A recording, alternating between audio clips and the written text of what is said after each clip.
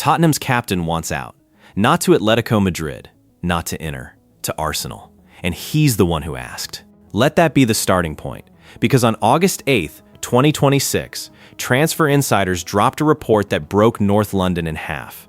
Cristian Romero, the man wearing the Tottenham armband, actively asked Arsenal to enter the race for his signature. Not Arsenal calling him calling Arsenal. And within 24 hours, reports emerged that Tottenham's management had taken a stance so cold it barely needed words. They will refuse any offer from Arsenal. Any offer. At any price. Any offer. At any price. 25 years. That's how long it's been since a Tottenham player walked directly into Arsenal's dressing room. July 3rd, 2001.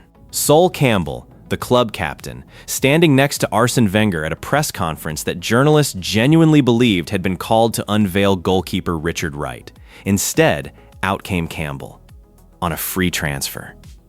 To Arsenal. He never shook off the label the fans gave him that day, and they never forgave him. Not in 5 years. Not in 25. So when Romero's name got attached to Arsenal in August 2026, everyone assumed the same script. Big club circles wounded rival, snatches the best defender, laughs all the way home. Wrong. Completely wrong. And the reason why is the part nobody wants to talk about. Tottenham insider Paul O'Keefe put it on social media plainly.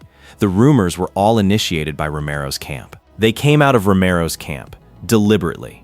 A pressure play designed to force Tottenham's hand, dressed up as a transfer story. That's not a club raiding a rival. That's a captain briefing against his own employer.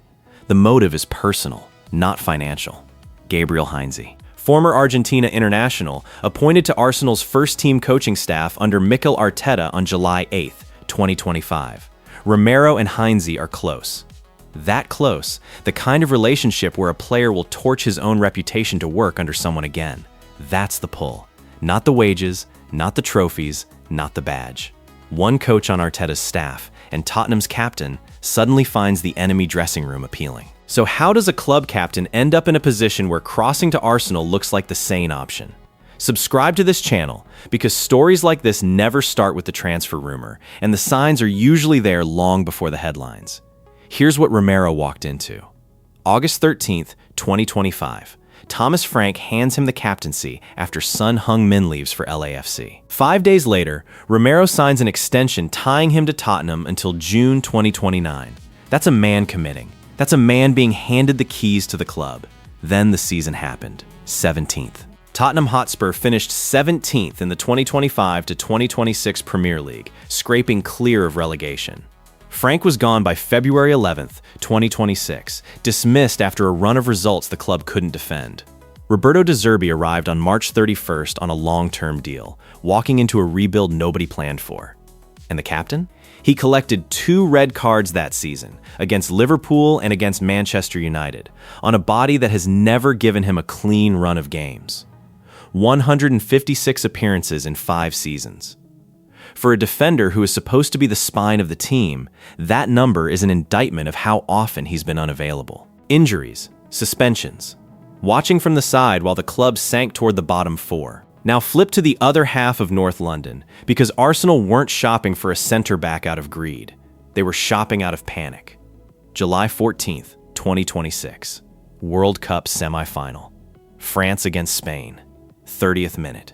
William Saliba goes down with a serious back injury and doesn't get up, ruled out for the start of the season. Arsenal's best defender, gone before a competitive ball is kicked. And suddenly, there's a hole in Arteta's backline that has to be filled by someone who can walk into the Premier League on day 1 and not blink. Who fits that description and happens to be available, unsettled, and personally connected to a member of Arsenal's coaching staff? Exactly. The timing is what makes this so uncomfortable. Saliba collapses in July, and by early August, the captain of Tottenham is signaling he's open for business at the Emirates. That's not coincidence. That's opportunity, spotted and acted on within 3 weeks. If this is landing with you, drop a like on it. It genuinely pushes the video out to more people who follow this rivalry. Here's where Tottenham made their position clear and refused to enter any transfer discussions with Arsenal. They didn't negotiate. They didn't ask for a premium. They didn't quote some absurd number to make Arsenal go away politely. They said no. Reports from The Sun and Sports Chosen laid out the board's position, and it's brutal. They would rather banish Romero to the reserve team than watch him pull on a red shirt. Think about what that actually means in practice. A €40 million asset. A contract running to 2029. 3 more years of paying a captain's salary to a man training with the kids, all so a rival doesn't get stronger. Is that good business? No. Is it understandable? Every Tottenham fan reading this already knows the answer. And there's a detail in that 2025 contract extension that makes the veto even sharper. And there's a detail in that 2025 contract extension that makes the veto even sharper. Despite persistent rumors of a buyout clause, Romero's contract carries no formal release clause whatsoever, La Liga only, which means the escape hatch built into his own contract was designed for Spain, not for a 7-minute drive across North London. Arsenal have no clause to trigger, no mechanism. Nothing but a phone call to a board that has already hung up. So the move Romero actually wants is the one move his own paperwork can't deliver, which is why the real transfer is happening somewhere else entirely. Because Arsenal are blocked, Atletico Madrid and Inter Milan moved into advanced talks with Tottenham over Romero, with figures circling around 35 to 40 million pounds. The Guardian reported the Atletico conversations on August 7th. Same player, same valuation, completely different destination. That sequence paints a grim picture for the player. Rumors circulated regarding potential interest in a move across North London. Tottenham refuse on principle. And the club then calmly opens the door to Madrid and Milan instead. He gets sold. Just not to the club he asked for. Not to the coach he wanted to work under. That's a miscalculation stemming from a strategy his own camp deliberately initiated. And it exposes the miscalculation at the heart of all this. They read the balance sheet and forgot the history. Tottenham's board have watched 25 years of being reminded about Sol Campbell. Every fixture, every anniversary, every time a broadcaster digs out that July press conference footage. There is no accountant in the world who could talk that board into signing off on a second one. So what happens now to a captain who publicly signaled he'd rather be somewhere else? He plays for De Zerbi. Or he doesn't play at all.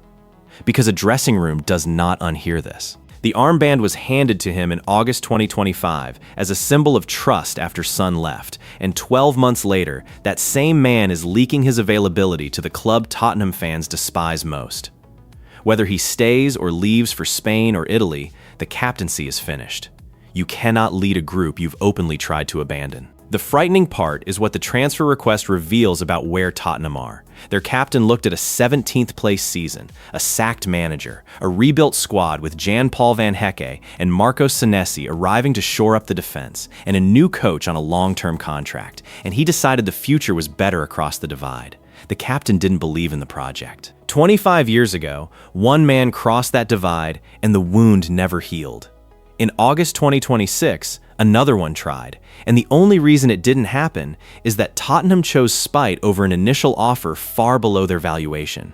So which club looks worse? Romero will probably end up in Madrid or Milan by the end of this window, and the whole thing will get filed away as a rumor that went nowhere.